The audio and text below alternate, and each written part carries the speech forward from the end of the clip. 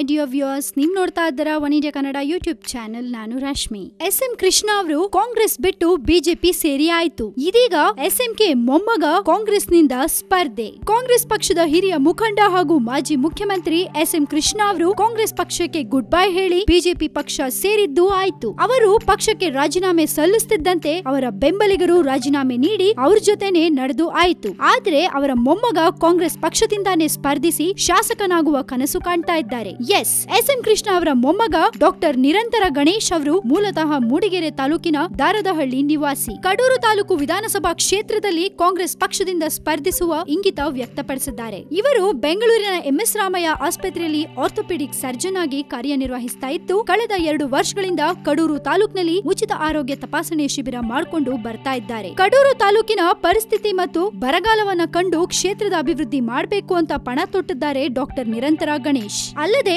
ಕಡೂರು ತಾಲೂಕು ತೀರಾ ಹಿಂದುಳಿದ ತಾಲೂಕಾಗಿದ್ದು ಯಾವುದೇ ಅಭಿವೃದ್ಧಿ ಕೆಲಸಗಳು ಆಗ್ತಾ ಇಲ್ಲ. ಈಗಾಗಲೇ ಇವರ ತಾತ ಎಸ್.ಎಂ. ಕೃಷ್ಣ ಕಾಂಗ್ರೆಸ್ಗೆ ಗುಡ್ ಬೈ ಹೇಳಿರೋದು ಇವ್ರ ಮೇಲೆ ಯಾವ ಪರಿಣಾಮ ಬೀರೋದಿಲ್ಲ ಅಂತ ಹೇಳ್ತಾ ಇದ್ದಾರೆ. ಸಿದ್ದರಾಮಯ್ಯನವರ ಜನಪರ ಆಡಳಿತ ಹಾಗೂ ಅವರು ತಂದಿರುವಂತಹ ಅನ್ನಭಾಗ್ಯ ಯೋಜನೆ, ಕ್ಷೀರಭಾಗ್ಯ ಯೋಜನೆ, ಹರೀಶ್ ಸಾಂತ್ವನ ಯೋಜನೆಗಳು ನನ್ನ ಮೇಲೆ ಪರಿಣಾಮ ಬೀರಿದ್ದು ನಾನು ಕಾಂಗ್ರೆಸ್ ಬಿಟ್ಟು ಯಾವುದೇ ಕಾರಣಕ್ಕೂ ಹೋಗೋದಿಲ್ಲ, ಕೊನೆವರೆಗೂ ಕಾಂಗ್ರೆಸ್ ನಲ್ಲೇ ಇರ್ತೀನಿ ಅಂತ ತಿಳಿಸಿದ್ದಾರೆ. ಇದೇ ತಿಂಗಳು 13ರಂದು ಕಾಂಗ್ರೆಸ್ ಪಕ್ಷಕ್ಕೆ ಸೇರ್ತಾ ಇರೋದಾಗಿ ಕೂಡ ಎಸ್.ಎಂ.ಕೆ ಮೊಮ್ಮಗ ಸ್ಪಷ್ಟಪಡಿಸಿದ್ದಾರೆ. ಸೊ ಕೃಷ್ಣ ಕಮಲಕ್ಕೆ ಹೋಗಿ ಆಯ್ತು, ಈಗ ಕೃಷ್ಣ ಅವರ ಮೊಮ್ಮಗ ಕೈ ಸೇರ್ತಾ ಇದ್ದಾರೆ. ಇನ್ನು ಕೃಷ್ಣ ಅವರ ಮೊಮ್ಮಗ ಎಷ್ಟು ದಿನ ಕಾಂಗ್ರೆಸ್ ನಲ್ಲಿ ಇರ್ತಾರೆ ಅನ್ನೋದು ಕಾದ್ ನೋಡ್ಬೇಕಿದೆ. ಇದ್ರ ಬಗ್ಗೆ ನಿಮ್ಮ ಒಪಿನಿಯನ್ ಏನು? ಮರೀದೆ ನಿಮ್ಮ ಒಪಿನಿಯನ್ ನಮ್ ಜೊತೆ ಶೇರ್ ಮಾಡ್ಕೊಳ್ಳಿ. ಹಾಗೆ ಇನ್ನಷ್ಟು ಸುದ್ದಿಗಳಿಗೆ ನೀವು ಸಬ್ಸ್ಕ್ರೈಬ್ ಮಾಡಿ ನಮ್ಮ one India Kannada YouTube channel. And ಈ ನಮ್ಮ ವಿಡಿಯೋನ ಮರೀದೆ ಲೈಕ್ ಮಾಡಿ, ಶೇರ್ ಕೂಡ ಮಾಡಿ.